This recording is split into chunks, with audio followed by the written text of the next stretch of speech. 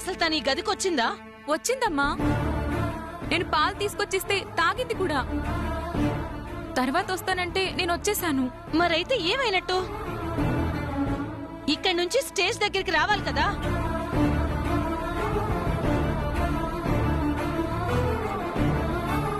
ఈశ్వరి, వదినా, వదినా,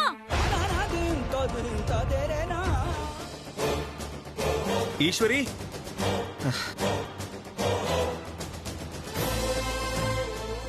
ఈశ్వరి, ఈశ్వరి, ఈశ్వరి.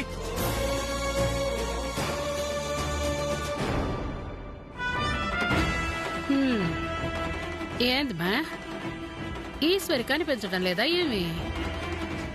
నాకు తెలుసుమా, అది ఆఖరి నిమిషంలో ఇట్టా హ్యాండ్ ఇస్తాదని. దానికి ఇవన్నీ జరగడం ఇష్టంలే. వదినా, వదినా. ఈశ్వర్కి ఏమైందని మేం కంగారు పడుతుంటే నువ్వు పిచ్చి పిచ్చిగా మాట్లాడుతున్నావేంటి? నిజం చెప్తాంటానమే. ముందు కళ్యాణం ఆపేదానికి ప్రయత్నించినది. శివ ఎదురు తిరిగేసరికి గతి లేక ఎట్నో జరిపించేసినది. ఇప్పుడు శివ చేత యాసం వేయించి అందరినీ ఎదురు చూసేట్టు చేసి చెప్పా పెట్టకుండా ఏటో సెక్కేసినది మే. ఎట్నైనా పరువు తీయడమే ఈశ్వరి లక్ష్యం. ఆపమ్మాజీ.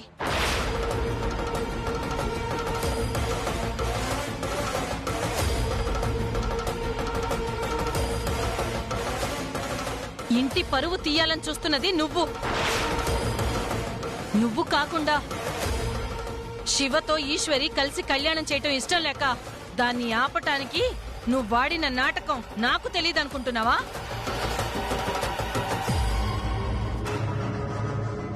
కానీ నీ ఆటలు సాగకపోయేసరికి నువ్విప్పుడు ఈ ఆటపాట ఆపాలని చూస్తున్నావు. అబ్బా, అది కనపడకపోతే నన్ను అంటారేందబ్బా? అవును, ఈ కార్యక్రమాన్ని చెడగొట్టాల్సిన అవసరం గాని ఆలోచన కానీ నీకు తప్ప ఇంకెవరికీ లేదు.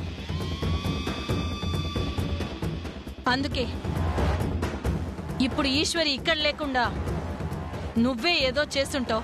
ఏందబ్బా, పొద్దునుంచి జోత్సాండా అంతా కలిసి నా మీద పడతాండారు. ఇదే మాట శివకు చెప్తే ఏమవుతాదో తెలుసునా? పిలు. వాడేం చేస్తాడో నువ్వేం చేస్తావో చూస్తాను. ఈ రోజు కనుక ఈశ్వరి కనిపించకపోయినా, తనకి ఏదైనా జరిగినా నిన్ను నా చేతుల్లోంచి ఈశ్వరి కాదు కదా, ఆ శివుడు కూడా కాపాడలేడు.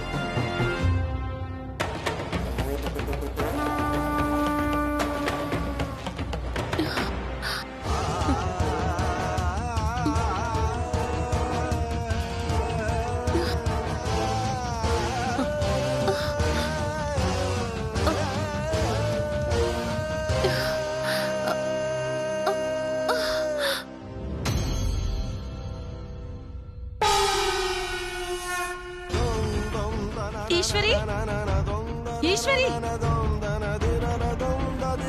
ఈశ్వరి. శివయ్య, ఎందుకు నాకు ఇలా అవుతోంది? ఎందుకు ఇలా పరీక్షల మీద పరీక్షలు పెడుతున్నా? నేను వెళ్ళకపోతే అక్కడ ఆయన పరువు పోతుంది. కాపాడు శివయ్య.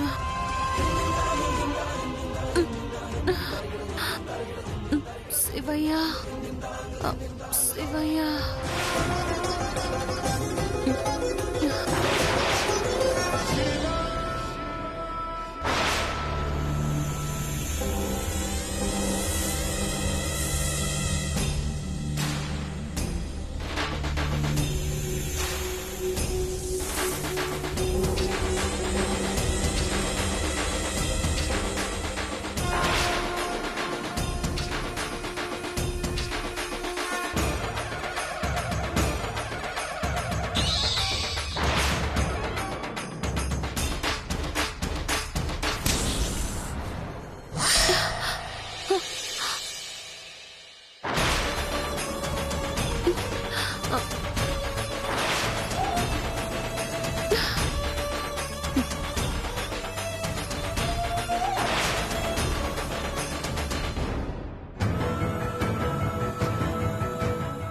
కనిపించిందా?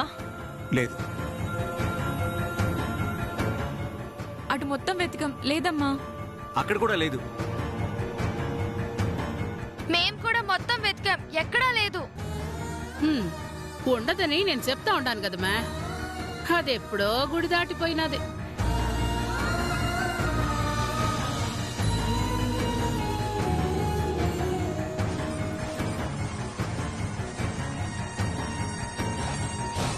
నేనెక్కడికి పోతానత్తయ్యా? ఇక్కడ కార్యక్రమం పూర్తి కాకుండా.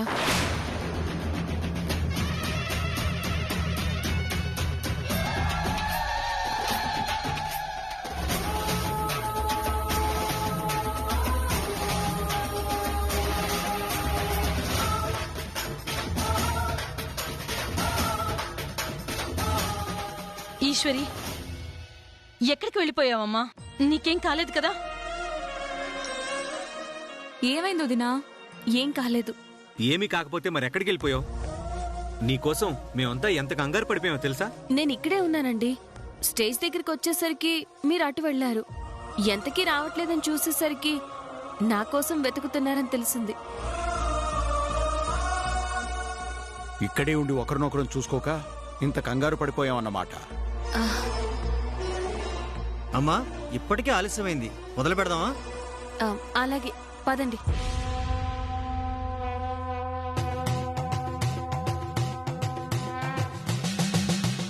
ఈ ప్రయత్నం కూడా ఫెయిల్ అయిందని బాగా డిసప్పాయింట్ అయినట్టున్నారు అత్తయ్య.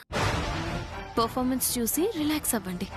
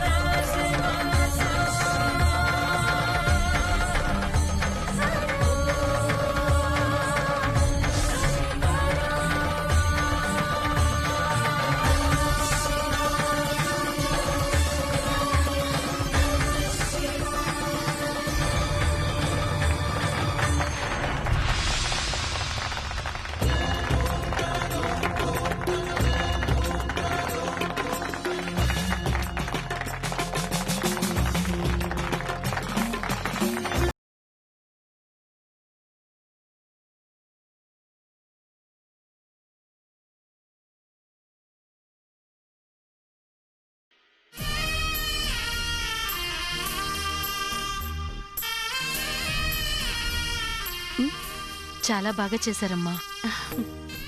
మీ ఇద్దరిని స్టేజ్ మీద అలా చూస్తుంటే సాక్షాత్తు ఆ ఆది దంపతుల్ని చూస్తున్నట్టుగానే ఉంది. మీరు ఎప్పటికీ ఇలాగే ఆ శివపార్వతుల్లాగా ఒకరిలో ఒకరు సగమై సంతోషంగా ఉండాలమ్మా. ఉంటాం అత్తయ్య.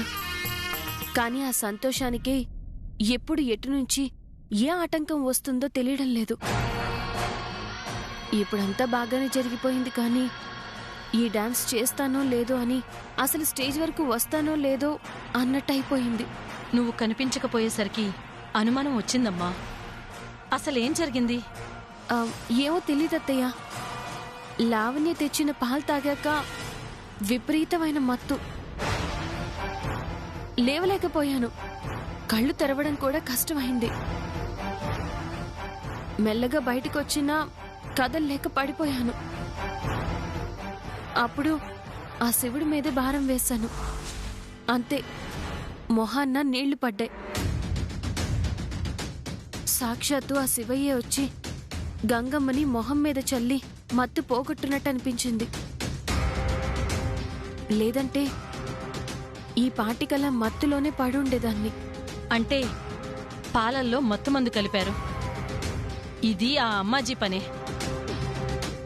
లావణ్య పాలు తెచ్చిచ్చింది కదా, ఈ మధ్యలో ఏమైనా జరిగిందా? ఎవరైనా కలిశారా? లావణ్యని అడుగుదాం. అత్తయ్య గారు వద్దు. ఎందుకొద్దమ్మా? ఇంత పని చేసిన ఆ అమ్మాజీని ఊరికే వదిలేద్దామా? నిలదీయడం వల్ల మాత్రం ఏం ప్రయోజనం చెప్పండి? ఏమైనా ఆధారాలున్నాయా? కళ్యాణంలో తాళిబొట్టు కనిపించిపోవడానికి కారణం అమ్మాజీ అని తెలుసు. అయినా ఏమైనా చేయగలిగామా? అన్నిటికీ ఆవిడే కారణం.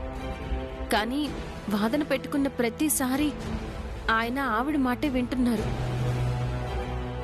అటే నిలబడుతున్నారు. ఈరోజు కూడా అంతే కదా. ఆవిడ మాటలు నమ్మి నేనే తాళిబొట్టు దాచాను అన్నారు. ఇప్పుడు మళ్ళీ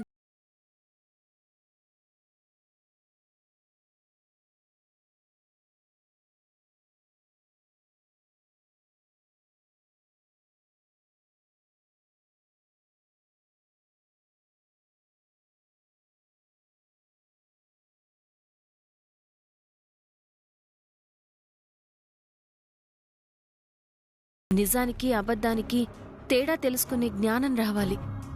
అప్పుడు మనం పోరాడాల్సిన అవసరం లేదత్తయ్యా. ఆయనే అన్నిటికీ అడ్డుగా నిలబడతారు. సరేనమ్మా, నీకేది మంచిదనిపిస్తే అది చెయ్యి. 20 ఏళ్ల తర్వాత ఈరోజు మేమనుకున్నది జరిగిందంటే అది నీ వల్లే.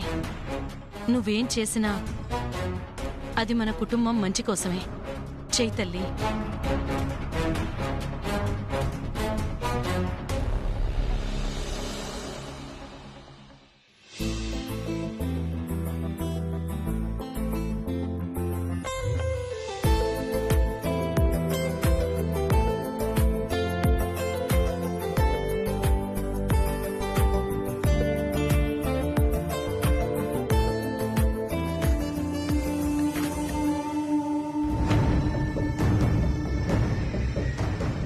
నా చేతిలో చావు దెబ్బతిన్న ఎఫెక్ట్ క్లియర్గా నీ మొహంలో కనిపిస్తోందమ్మాజీ. అలాగే మా ఆయన పక్క సీట్లోంచి నిన్ను బయటికి నెట్టి అదే సీట్లో నేను కూర్చుంటాను.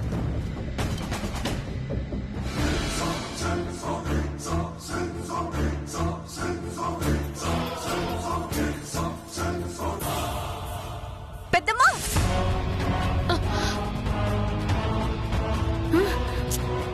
ఏమైంది మ్యాటర్స్ ఉండవు? అటు చూడు పెద్దమ్మా.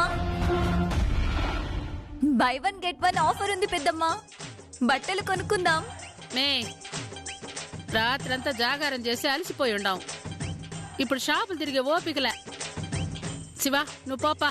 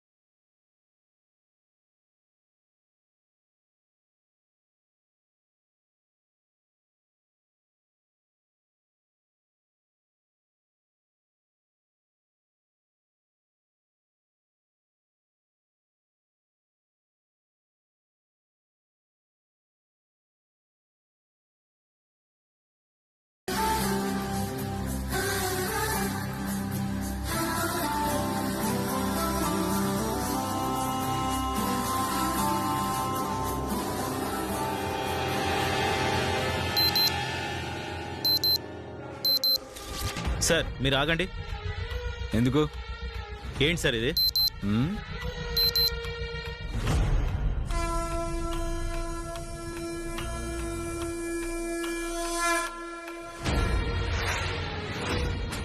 ఇది నా రక్షణ కోసం. లేదండి, ఇలాంటి మారునాయుధాల్ని లోపలికి తీసుకురానివ్వం.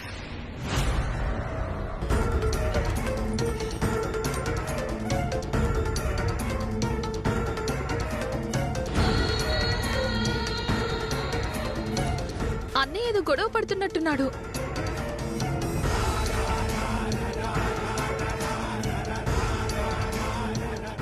ఏదో ఒక గొడవ అన్నయ్య కలవాటే.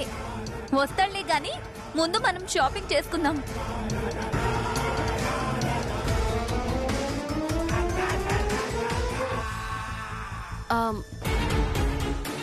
ఏమైందండి? మేడం, ఇలా కత్తులు బొడ్లో పెట్టుకుని తిరిగే వాళ్ళని లోపలికి రానివ్వం. ఏయ్, మాకు చాలా మంది శత్రువులు ఉండారప్పా. వాళ్ళ నుంచి రక్షణ కోసం ఇవి మా దగ్గర ఉండాలా? అవన్నీ ఏమైనా ఉంటే బయట చూసుకోండి. ఇక్కడ ఇలాంటి వాళ్ళకి ప్రవేశం లేదు. సరే, ఆ కత్తి అక్కడ పెట్టుకుని ఆయన్ని పంపించండి. కుదరదు మేడం, ఇది చాలా సెన్సిటివ్ ప్లేస్. ఇలా కత్తులు పట్టుకొని తిరిగే వాళ్ళని, గొడవలు చేసే బుద్ధుండే వాళ్ళని లోపలికి రానివ్వం. పైగా చూడటానికి తను రౌడీలాగే ఉన్నాడు.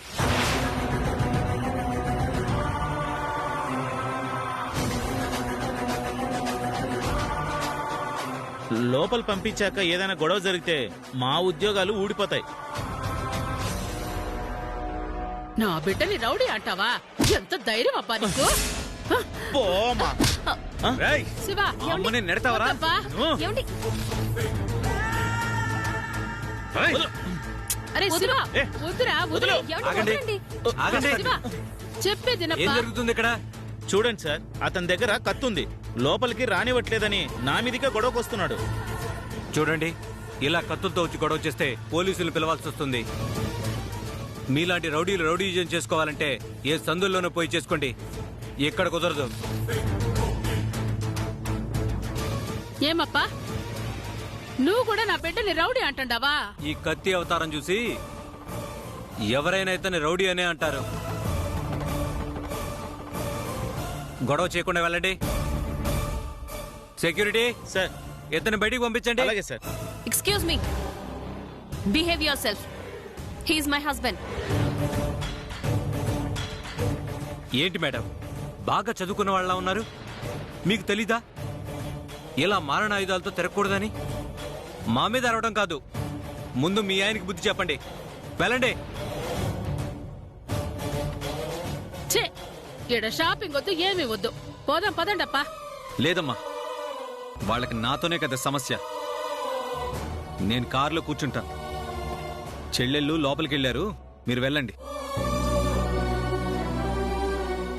నువ్వు కూడా వెళ్ళు.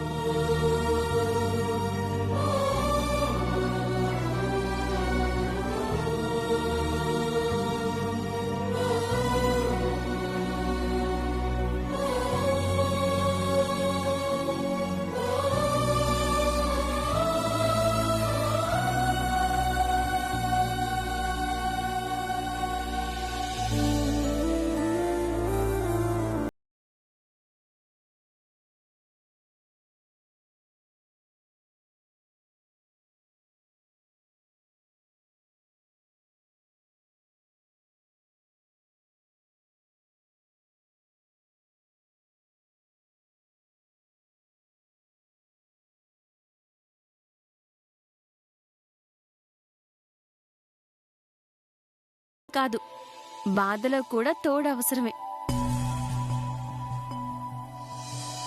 మ్మ్.